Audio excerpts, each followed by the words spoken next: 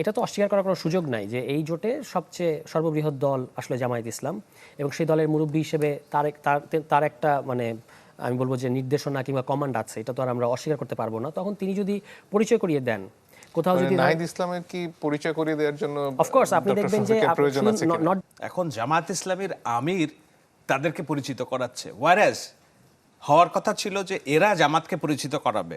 এখানে জামাতের আমির বিভিন্ন জায়গায় গেছেন, এখন পর্যন্ত সম্ভবত ৩ জন প্রার্থী এনসিপি তাদের হাতে তিনি প্রতীক তুলে দিয়েছেন সমাবেশের মাধ্যমে।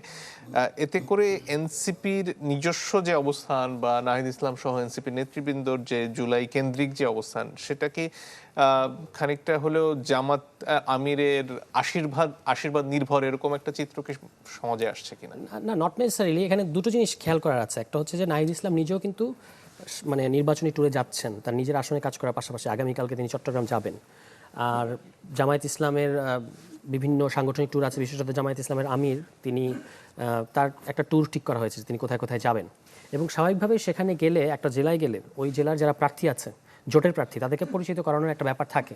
এবং এটা তো অস্বীকার করার কোনো সুযোগ নাই যে এই জোটে সবচেয়ে সর্ববৃহৎ দল আসলে জামায়াত ইসলাম, এবং সেই দলের মুরব্বী হিসেবে তার একটা মানে আমি বলবো যে নির্দেশনা কিংবা কমান্ড আছে, এটা তো আর আমরা অস্বীকার করতে পারবো না। তখন তিনি যদি পরিচয় করিয়ে দেন কোথাও, যদি নাহিদ ইসলামের কি পরিচয় করিয়ে দেওয়ার জন্য অফকোর্স আপনি দেখবেন যে নট জাস্ট নাহিদ ইসলাম, হাসনাত আব্দুল্লাহ গতকাল কিন্তু জামায়াতের প্রার্থীকে পরিচয় করিয়ে দিয়েছেন, যিনি তার আসনে যথেষ্ট পরিচিত, যে মাসুদ ভাই। ফলে এটা যারা আসলে ব্যাপারটাকে আমরা এভাবে দেখতে পারি যে যারা এই জোটের প্রমিনেন্ট ফেসেস, আমাদের জামায়াতের আমির থেকে শুরু করে নাহিদ ইসলাম, হাসনাত আব্দুল্লাহ, মামুনুল হক সাহেব, তারা আসলে অন্যান্য প্রার্থীদেরকে পরিচয় করিয়ে দিলে এটা আসলে আপনার ভোটারদের কাছে হয়তো ভোটার আরও বেশি উদ্দীপনা পায়, কিংবা সংগঠনের নেতাকর্মীদের জন্য এটা একটা উদ্দীপনামূলক হয়। সেই জায়গা থেকে তারা এটা পরিচয় করিয়ে দিচ্ছেন। আমি এটাকে এইভাবেই দেখতে চাই। সৈয়দ তুষারের বক্তব্যের আমি একটু প্রতিক্রিয়া দেই। আমার মনে হয় না আমি নিকট অতীতে কখন এতখানি ভেঙে পড়েছি এবং এতখানি আশাহত হয়েছি।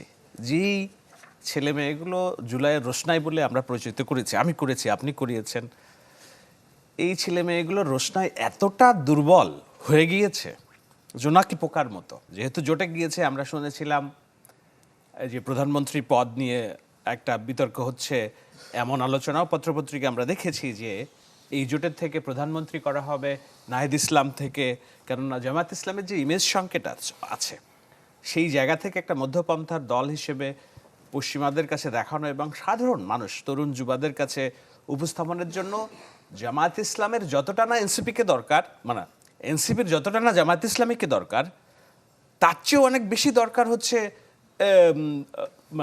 জামায়াত ইসলামীর দরকার এনসিপিকে, কেননা তাদের লেজিটিমেসি দরকার। কিন্তু এই জুলাইয়ের ছেলে মেয়েগুলা মানে ডুবতে ডুবতে এমন পর্যায়ে গিয়েছে যে তাদের এখন পরিচিত হতে হচ্ছে জামায়াত ইসলামের রোশনাই দিয়ে। এর চেয়ে বড় অধপতন, বড় পরাজয় আমাদের এই 5 তারিখের পরে যে রাজনীতি আমরা বলছি দেখছি, এটা খুবই মেনে নেওয়া দুষ্কর।